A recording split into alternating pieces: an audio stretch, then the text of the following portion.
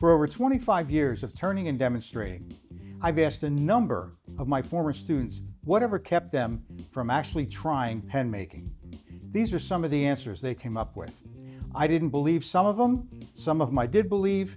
However, these are not true. One of the things that people always say is it's too hard for me. I can't learn that. How did you ever do this? At a woodworking show, a gentleman came up to me and said that his father had passed away and he had a lathe sitting in the garage for years. He was intimidated and he didn't really want to try it until he saw someone making a pen here. He sat down at the lathe and in 20 minutes he made a pen, and he was so excited that it was that easy to do. After the gentleman was finished making the pen, he came over to me and said, "I couldn't believe that I waited this long to try this." Honestly, it's really easy, and once you start, you'll find that it's a lot of fun. This is the pen the gentleman made for his first pen. He was so proud of it. However, I was more proud that he even started to try it. The second myth, which is really not true at all, is that you need a lot of big tools, or you need a lot of tools in general, and you need a big lathe to do it. Not true. All you need are 3 little tools, a pen kit, and a lathe, and you'll be set. The problem is, you look at YouTube and you see all these expensive tools, a big lathe and everything. The shop is beautiful, all that. You don't need that, okay? Simplicity. Just get started. An inexpensive lathe, inexpensive tools, and you're set to go. I know turners that sell their pieces for thousands of dollars and they use inexpensive tools. Remember, a sharp, inexpensive tool is much better than a dull, expensive tool. So it doesn't make a difference as long as you have fun making things. Another reason why people don't get into pen making right away is because they think it's dangerous. Well, I can tell you, anything can be dangerous and scary if you don't know what you're doing, all right? But we're going to break it down so you do feel comfortable using a lathe. One of the first things that I check is to make sure that I have no loose clothing laying around. I have safety glasses on. If you have hair, which I don't, if you have hair, pull it back, get it out of it. You don't want anything spinning, any loose clothing spinning on a lathe. There are a few things I do before I even turn the lathe on. After my pen blank is prepared, I'm going to put it on with the bushings. I want to make sure that my tool rest is set at a good height. You want to be at or slightly below the center of the pen blank. I want to turn the handbrake so it doesn't hit the tool rest. And when I turn the lathe on, I want to turn it on at the slowest speed, and now I'm going to increase my speed to start turning. Catches are going to be the death of you. It happens to us all, but there are reasons they happen. And let me explain a few. Number one, if you come in too fast, just like I did there, you're going to stop it. If you have the tool rest set too high or too low, what can happen is rather than you riding the bevel of your tool, you're going to hit in the top like that and stop it. So you need to make sure that your tool rest is set at the proper height. And that is when you put your tool on here, you are at or slightly below center, which where I am right there. The other thing is to make sure when you turn your lathe back on that you've taken a breath, okay? You don't have a death grip on this. You take your time, lay this on here, and now continue. So when you get a catch, take a breath, stop the lathe, and look at it. Make sure your tool rest is set properly. Make sure you didn't come in too fast.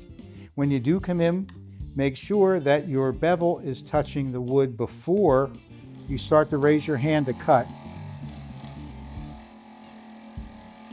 Just like that. Another issue people have is the time constraint. How long is it going to take me to actually make a pen? Well, again, that depends on a lot of factors. Number one is how experienced the pen turner is. When you first start, it's going to take you a lot longer than it would an experienced pen maker. For example, myself, I've been making pens for over 30 years. I can actually turn a pen after it's been all set up. I can actually turn a pen in less than 2 minutes. Not bragging, but that's just the reality of it because I've been doing it for 30 years. When you first start, you're going to be taking your time with it. You make sure that your tool rest is set proper. You make sure that you're using the right tool. All those things you consider before you even start making the pen. That takes time. When you look at someone on YouTube, you don't see them drilling it. You don't see them cutting it. You don't see them gluing it. You don't see all that. All you see is them zip, zip, zip, zip, and it's done. That's not reality. Reality is thinking about what you're going to do. What blank you want to use. How do you want to glue it? How do you want to turn it? All those things are considered. And again, as you progress in your pen making journey, you're going to get faster with it. For instance, this pen took 25 minutes to make from beginning to end. However, 15 minutes of that was for the actual glue to dry. And as I said before, as you progress in your pen making journey, the time to make a pen will decrease as your skill level increases.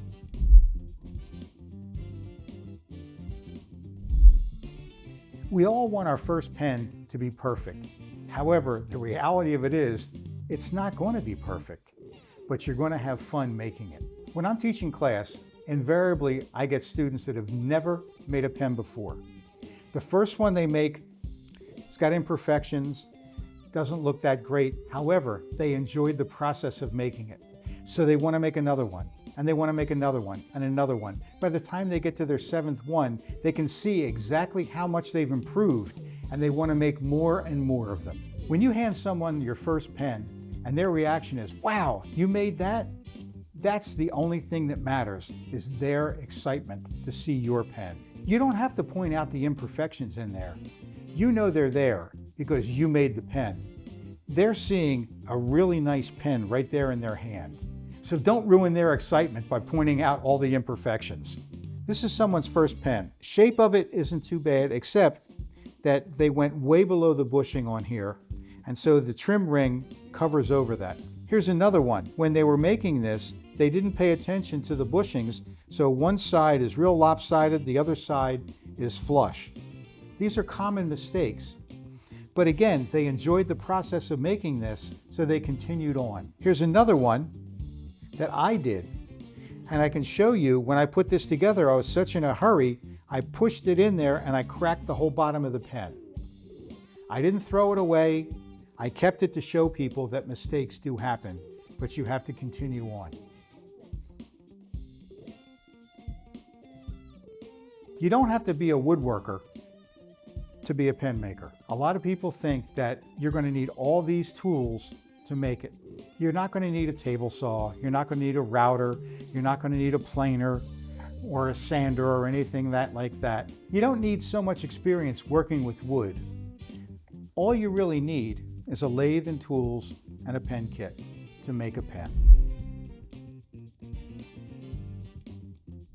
Your first pen doesn't have to be made from expensive material. It can be made from something simple like this, straight piece of grain wood like that, like cherry, walnut, maple, anything like that. As you get better, you can graduate to burls like this that have been double dyed, some really nice, highly figured wood like this, or you can even go with acrylic material like this. So your first one doesn't have to be expensive, and that's what holds a lot of people back.